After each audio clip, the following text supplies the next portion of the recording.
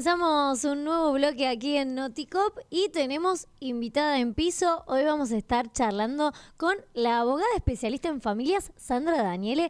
Bienvenida, buenos días. Hola, buen día chicos. ¿Qué tal Agustín? ¿Qué tal Guadalupe? ¿Cómo están? Buen día, Sandra, también de mi parte. La idea es empezar en estos momentos con un pequeño micro que venimos nosotros compartiendo, que tiene que ver con información legal. En este caso, abocarnos a temas de familia. El día de hoy te invitamos para hablar de adopción. Así es, vamos a hablar de adopción. Bueno, ¿con qué tenemos que empezar cuando hablamos de adopción, Sandra? Y vamos a empezar a dar un concepto, ¿les parece? Bien, vamos a sí. dar un concepto. ¿Qué es la adopción? Bien. La adopción es un instituto jurídico. Es un instituto jurídico que tiende a proteger a los niños, niñas y adolescentes y a desarrollarse los mismos en una familia. Bien. Que les pueda proporcionar siempre esta familia todas sus necesidades afectivas y sus necesidades materiales cuando no se las puede proporcionar la familia de origen. ¿Cuáles son, Sandra, los principios de la adopción? Bueno, los principios que rigen la adopción son varios. Por ejemplo, el primero y el más importante para mí es el interés superior de los niños, niñas y adolescentes. ¿Qué significa? Siempre van a buscar lo que es mejor para ellos. Bien. Además de estos principios, tenés el derecho a la identidad, el derecho a conocer sus orígenes, el derecho siempre a tratar de que sean, si hay hermanos, que se adopten los hermanos, el derecho a agotar todos los mecanismos a los fines de que se puedan insertar nuevamente en su familia de origen y su familia ampliada, y un derecho fundamental que tienen, que es el derecho a ser oído y que su opinión sea tenida en cuenta. Estos principios generales van a velar porque los derechos y el bienestar de los niños se cumplan y se respeten. Esa es la idea, precisamente, lo que sea mejor para ellos. Estos son los derechos de los niños, niñas y adolescentes que ya fueron consagrados a nivel internacional y que la República Argentina los adopta. Bien. Perdón, Sí. Hablando de ese tipo de principios, digo, hay uno particular que me interesa desarrollar, que es el que los niños o niñas sean oídos. Digo, ¿cómo es esta situación? Bueno, eso es así. Es el derecho que tienen ellos a ser oídos, es decir, el juez los tiene que escuchar, y que su opinión sea tenida en cuenta. ¿Cuáles son los parámetros? Obviamente que siempre se va a tener en cuenta la edad y la madurez. Entonces, claro, su opinión va a ser conforme la madurez de ellos, ¿no? Y el consentimiento lo tienen que prestar a partir de los 10 años. Bien, y en esto que decís de que los niños sean oídos, hay casos, lógicamente, que son muy pequeños que no pueden expresarse. ¿Qué pasa en esos casos? Por eso es según su edad y su grado de madurez. Bien. Sandra, bueno, hablamos de cómo llegan los niños a esta situación de adoptabilidad y qué pasa en el caso de aquellos que quieren adoptar. ¿Cómo son los pasos? ¿Qué necesitan hacer? Bueno, los pretensos adoptantes lo que tienen que hacer es inscribirse en un organismo que se llama el RUA. El RUA es el Registro Único de Adoptantes. Es único para toda la República Argentina. Bien. Este registro está intentando ayornarse, entonces se está intentando digitalizar a partir de este año. Antes la gente tenía que ir con mucha documentación, por ejemplo, certificados de antecedentes, reincidencias, si no tenían deudas alimentarias, tenían muchísima documentación. Hoy lo único que tienen que hacer es firmar una declaración jurada, ir con un acto físico y en esa declaración jurada tienen que decir cuáles son sus pretensiones a los fines de la adopción. Y ahí es donde normalmente ocurre el problema. ¿Qué hace la mayoría de la gente? Ingresan que quieren bebés recién nacidos. Hay muchos chicos en estado de adoptabilidad. Posiblemente más grandes e inclusive adolescentes. Hay muchas convocatorias inclusive durante, si ustedes ven, por ejemplo, Corrientes, Formosa, en este momento, hay convocatorias para adoptar a hermanos, muchos hermanos, posiblemente más grandes. Claro. Y ahí es donde, hay un desbalance, digamos, entre la cantidad de niños y niñas en situación de adoptabilidad y la cantidad de familias que buscan adoptar, pero no coinciden en los parámetros. Exactamente, Claro. ese es el problema. Entonces, si amplias la franja etaria, seguramente vas a Más tener más posibilidades. éxito. Claro, aumentan las posibilidades. Exactamente. Bien. Bueno, hablábamos de los requisitos para los padres. ¿Cuáles son los pedidos que realiza la CENAF para los padres? Digo, estas documentaciones que se presentan o se presentaban, ¿qué se incluye en esos pedidos? Más allá de los antecedentes o reincidentes penales, digo. Es hoy una declaración jurada Bien. solamente con las pretensiones y un apto físico. Es Y- todo lo que están pidiendo, e inclusive después, a los fines de poder darle transparencia, eso le va a dar mucho más transparencia porque vamos a poder acceder todos Claro. a la información. Eso es el registro único de adoptantes, el Bien. RUA. Bien. El RUA. Y en cuanto, bueno, a los niños, ¿qué sucede con, aquellos que pasan ya mucho tiempo, digamos, y no consiguen por ahí ubicarlos o reubicarlos en una familia adoptiva? Hay institutos dedicados a eso también, ¿no? Sí, bueno, precisamente hace mucho tiempo existía la figura del patronato. Esa figura quedó destituida y hoy está las familias solidarias. Pero convengamos que hay muchos chicos. Hay un chico que leí hace poco acá en Río Cuarto que tiene 16 años y que se haya institucionalizado. Y uno Claro. de los requisitos precisamente para la adopción es que sean menores de edad. Excepcionalmente pueden ser mayores de edad. Es decir, que pasó toda su vida en una institución. Claro, claro. ¿Y qué sucede con ese tipo de niños, niñas, adolescentes a los 18? A los 18 años tienen que salir a la calle. Claro, Ya no los pueden más tener en las instituciones. claro. A los- Que es un problema. Es un problema. Es un problema. Por eso, cuando llaman las convocatorias, precisamente es la idea de buscar, por eso hay mucha gente, hay muchos chicos, muchos niños, niñas y adolescentes en estado y en situación de Que adoptabilidad. están esperando una Que están familia. esperando una familia, que tienen, es un derecho, el derecho a tener una familia. Claro.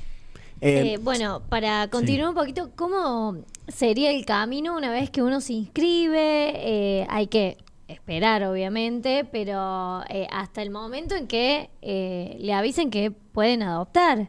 Bueno, vamos entonces a un paso previo, que es en conclusión, cuando ustedes lo que quieren saber en conclusión es el estado de adoptabilidad. Claro. Bueno, cuando un niño o niña o adolescente Sí. no tiene filiación establecidas o sus padres han fallecido, Sí. cuando los padres tomaron la decisión libre e informada de que el niño, la niña o adolescente sea adoptado, y especialmente esta que son las medidas excepcionales. Las medidas excepcionales son medidas excepcionales que toma la CENAF. La CENAF, ¿qué es? Es la Secretaría de Niños, Niñas y Adolescentes. En nuestro caso funciona en Río Cuarto, tiene sede en Río Cuarto. Estas medidas excepcionales lo que tratan de hacer es tratar de insertarlos, ya sea en su familia de origen o en su familia ampliada.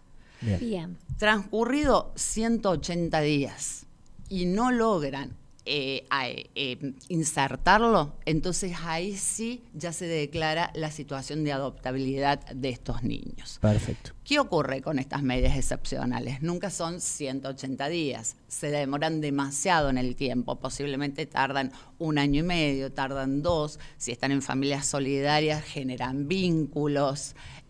Lo ideal sería que se resolviera en este plazo de 180 días.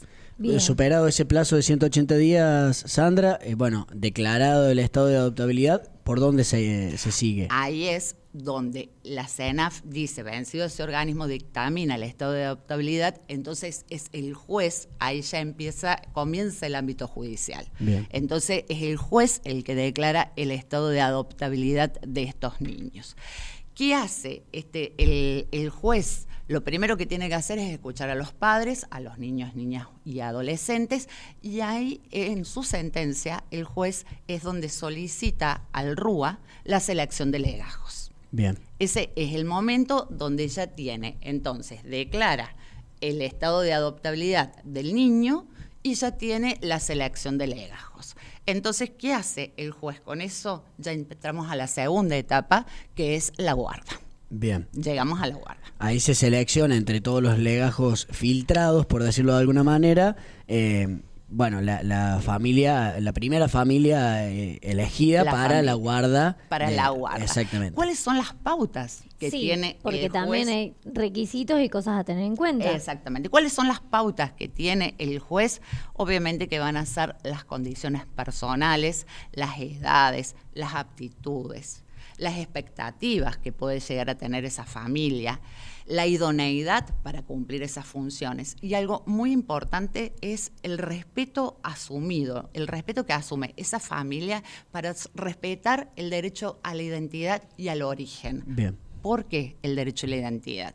Porque antiguamente había muchos prejuicios con respecto a esto, y esto en realidad el niño, cuando tenga la edad suficiente, puede acceder a sus orígenes, es decir, que puede acceder al expediente y puede conocer sus orígenes. Bien. Entonces es muy importante, el juez lo valora y lo tiene en cuenta. Estos son los elementos que el juez tiene en cuenta a los fines de poder determinar, seleccionar a quién otorgarle la guarda del menor, del niño. Perdón, y cuando hablas de edades, bueno, ¿cómo funciona ese límite?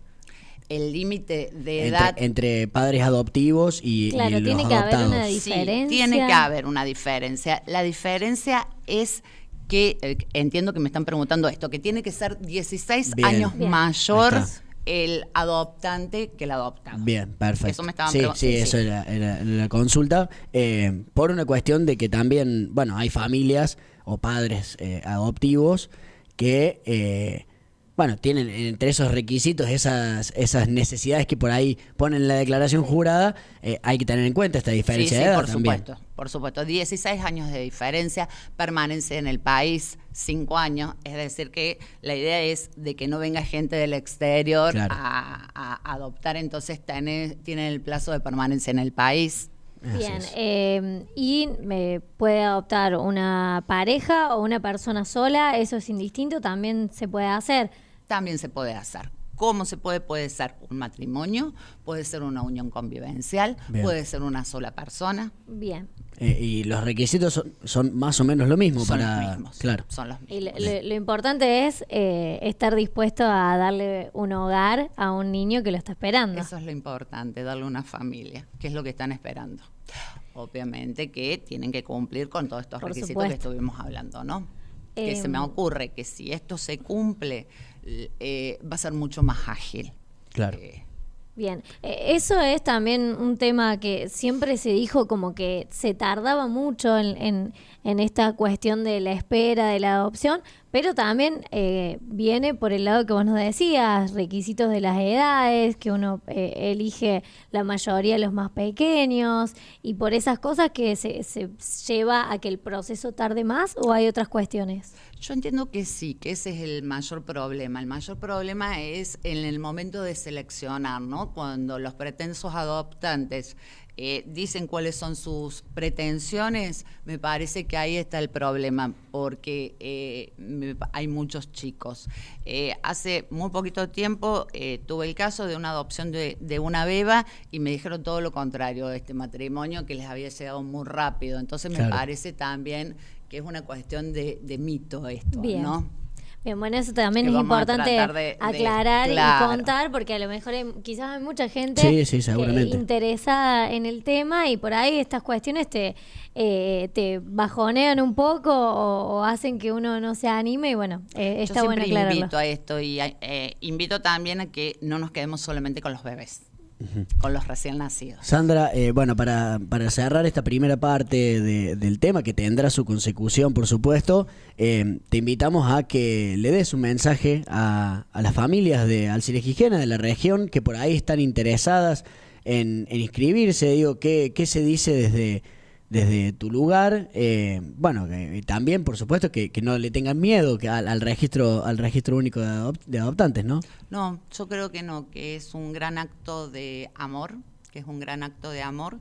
que todo niño tiene derecho a una familia y que hay que ir al registro único de adoptantes, que hay que concurrir al registro único de adoptantes, que hay que sacarse todo, despejar todo tipo de dudas y que no le tengan miedo, que vayan, que se inscriban en el registro y que hay que ser pacientes y esperar y que hay muchos chicos esperando. Bueno, hasta allí entonces esta primera parte junto a Sandra Daniele, el agradecimiento para ella. Estaremos en breve, seguramente en algunos días nomás, compartiendo una segunda parte también con ella, porque hay mucho para desandar en el tema de adopción.